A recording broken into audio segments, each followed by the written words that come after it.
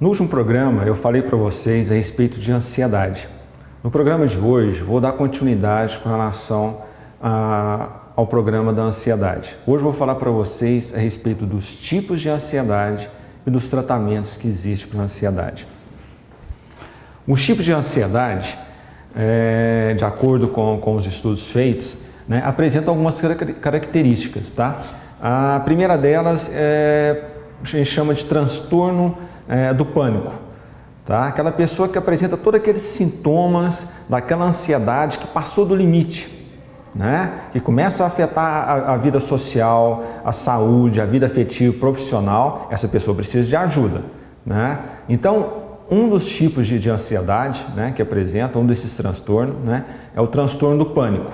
Normalmente dura em torno de 10 a 15 minutos, E ele é desencadeado por qualquer situação, ou de repente a pessoa está simplesmente em casa, não acontecia nenhum fato e ela começa a apresentar todos aqueles sintomas, irritabilidade, mudança de humor, a pessoa simplesmente não consegue se conectar com outra coisa que não seja aquela ansiedade, Então esse é um dos transtornos. Outro transtorno é o transtorno da ansiedade social. É um transtorno também que acomete muitas pessoas, infelizmente, e é aquela pessoa que ela apresenta algumas características que são bem marcantes no dia a dia. A primeira delas, que a pessoa apresenta esse transtorno da ansiedade social, é perda da autoestima. Ou diminui muito ou totalmente perde a autoestima, ela não cuida dela mesmo.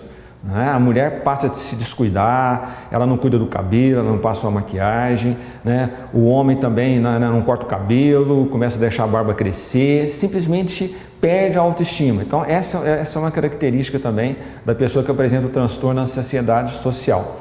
Outros sintomas com relação a esse transtorno é o medo da crítica. Então esse transtorno social, a pessoa ela vai se isolando.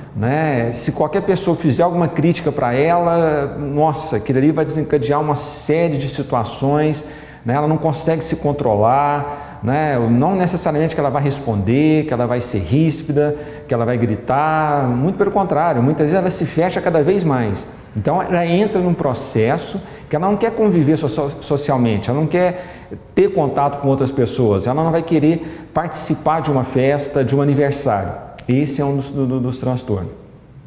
Outro transtorno é o transtorno da ansiedade generalizada. Eu já falei de 2, são 4.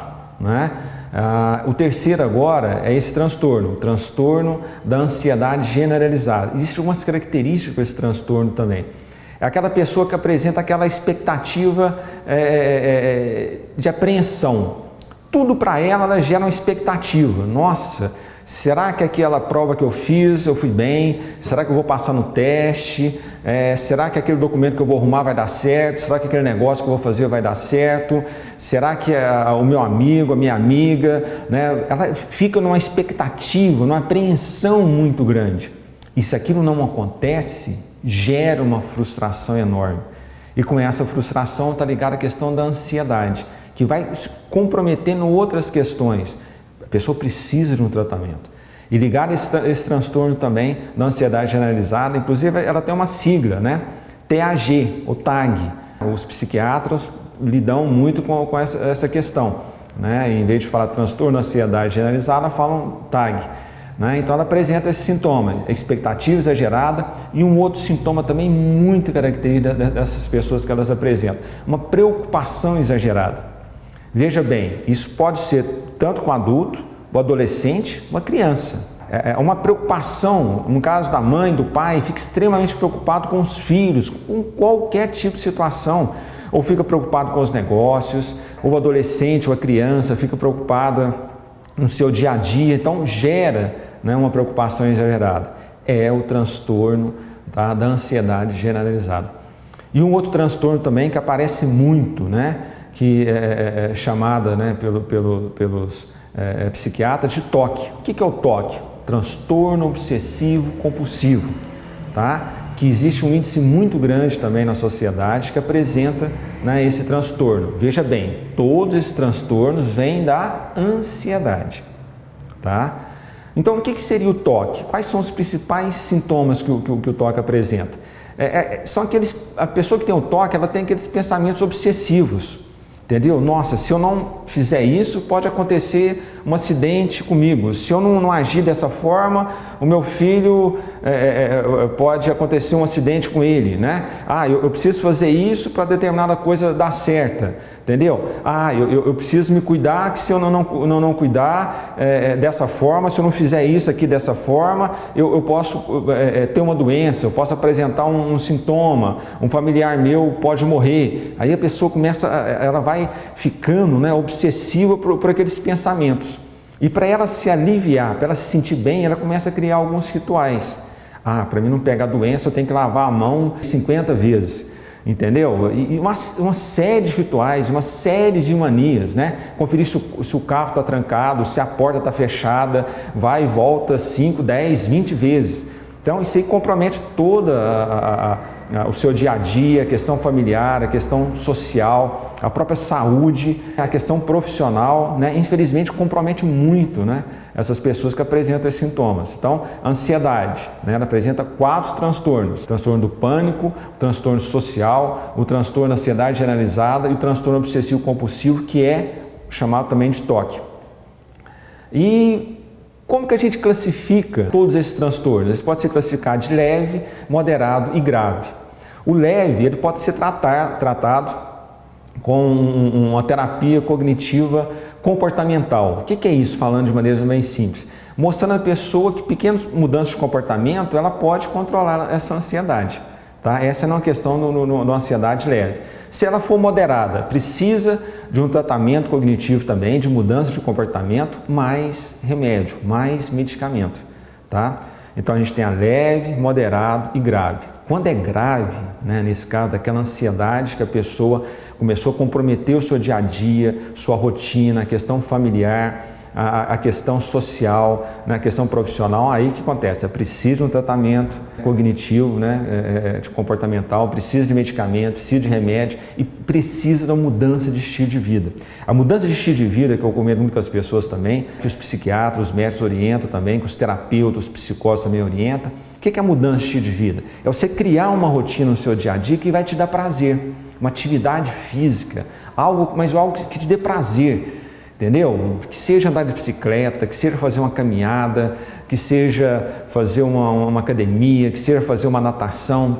A pessoa tem que desenvolver alguma coisa, praticar um esporte, por mais simples que seja. Esse, né, é um dos tratamentos também que envolve naqueles casos mais graves também. Os tratamentos envolvem a questão medicamentosa, né, igual foi citado aí nesse caso, porém existem aqueles medicamentos controlados que são os benzodiazepínicos, né? Que normalmente são caros e que muitos deles podem causar dependência. Né? E existe também os tratamentos também naturais ou nutracêuticos. Né? No caso, vou citar alguns aqui, mas que realmente têm comprovação científica e funcionam muito bem. Um deles, a rhodiola.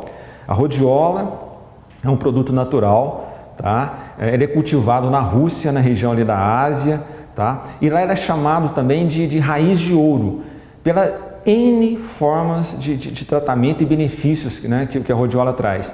Ele é usado para combater a ansiedade, ele é usado para antifadiga, né, aumenta a imunidade e contribui, é muito interessante isso, para a atividade mental. A pessoa consegue se concentrar mais, aumenta a questão cognitiva, de concentração da pessoa. Então é muito usado e funciona muito bem. Nesse caso é importante você ter orientação, tanto do médico, quanto de um farmacêutico, de um profissional capacitado para estar te orientando com relação a isso. Então, o primeiro seria a rhodiola. O segundo, a melissa. Tá? A melissa é uma planta, né, também chamada também de erva cidreira, que combate, né, de maneira eficaz e também com comprovação, tá, científica, a questão da ansiedade, a questão da insônia, a questão da depressão, tá certo? Mas é importante você perceber que nesse caso eu estou falando de produtos padronizados, produtos de extrato seco, com concentração comprovada, tá? Então eu já falei da rhodiola, da melissa e existe um outro produto, serenzo, é um nutracêutico. O que é um nutracêutico? É algo que a gente pode se alimentar e de acordo com esse produto, nesse caso é uma laranja, que é cultivada na França, esse produto é francês, tá? Que você pode estar fazendo uso dele, existe todo um processo de fabricação dele ali, tá? E que tem comprovação científica. tá? Diminui a ansiedade, diminui o estresse, diminui a irritabilidade, melhora o sono, melhora o humor. Então, citei 3 alternativas: rhodiola, melissa e serenos. São alternativas, né, que a gente pode estar usando no nosso dia a dia para melhorar essa questão da nossa ansiedade. Espero, né, que esse programa, tanto o primeiro quanto esse segundo, possa ter contribuído para o seu dia a dia. Tá? Que você passe essas informações para as outras pessoas próximas a você, seus familiares, parentes, né, vizinhos, conhecidos. É muito importante a gente orientar e a gente se capacitar com relação a essas informações. Nossa, o que eu posso fazer no meu dia a dia, né, para me melhorar isso? Né? Até que ponto a ansiedade está sendo uma questão prejudicial para mim? Tá? O nosso muito obrigado, tá? E até o nosso próximo programa.